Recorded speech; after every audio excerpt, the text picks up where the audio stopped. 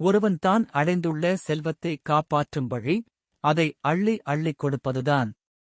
இது தடாகத்திலே தேக்கி வைக்கப்பட்ட தண்ணீரை வெளியே விடும் மதகு போன்றது என்பார்கள். இவ்வாறு நினைத்த விக்கிரமாதித்தன் யாகம் ஒன்று செய்து செல்வம் முழுவதையும் தானம் செய்ய முடிவு கட்டினான். உடனே மாபெரும் யாகசாலை கட்டப்பட்டது. யாகத்திற்கு வேண்டிய பொருள்களை சேகரித்தான். தேவர்கள், ரிஷிகள்,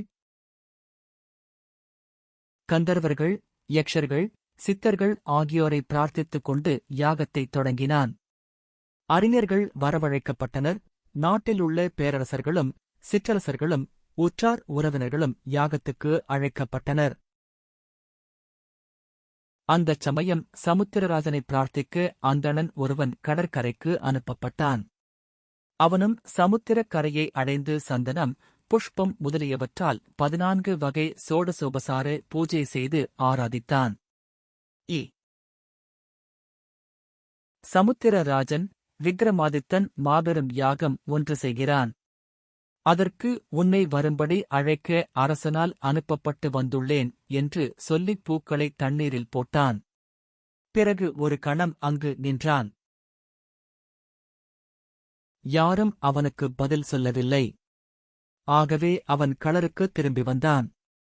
வரும் வழியிலே சமுத்திரராஜன் அந்தணன் ஒரு கொண்டு அவ்வேதியனிடம் வந்தான். யாகத்திற்கு அழைக்கும்படி விக்கிரமன் உன்னை அனுப்பினான். அவன் அழைப்பு எனக்கு வந்து சேர்ந்தது. உரிய காலத்தில் தானம் அளித்து கௌரவிப்பதே நட்பின் அடையாளம். கொடுப்பதும் வாங்குவதும், இரகசியத்தைச் சொல்லுவதும், கேட்பதும், உண்பதும், உணவு அளிப்பதும் ஆகிய இந்த 6 குணங்களே நட்பின் அறிகுறி. இன்னும் வெகு தூரத்தில் பிரிந்து இருக்கும் தோழர்களிடையே நட்பு குறைந்துவிடுகிறது என்பதும், அது நெருங்கி இருப்பதால் அதிகமாகிறது என்பதும் உண்மையல்ல. நட்பு ஒன்றே பிரமாணம். உள்ளத்தில் குடிகொண்டிருப்பதன் மூலம் ஒருவன் வெகு தூரத்தில் இருந்தாலும் அருகிலே இருப்பவனாகிறான்.